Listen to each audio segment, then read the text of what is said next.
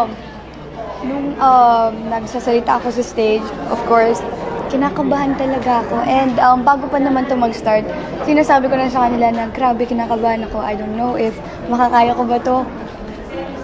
Kaya ako mabilis magsalita kanina kasi super kinakabahan talaga ako. And syempre, first appearance ko to sa PMPC. PMPC? Yeah. And yeah, super kinakabahan talaga. Siyempre, first, super grateful ako and it's such an honor na ma-recognize as a new TV female personality. Kasi kahit ako sa sarili ko, napapatanong ako ano bang may ugaling meron ako.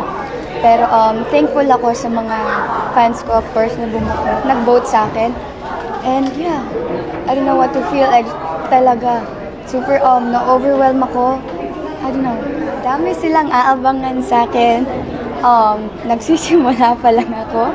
Are And we looking at series, movies? May pwede ka na bang i-share sa ating fans? abangan, secret!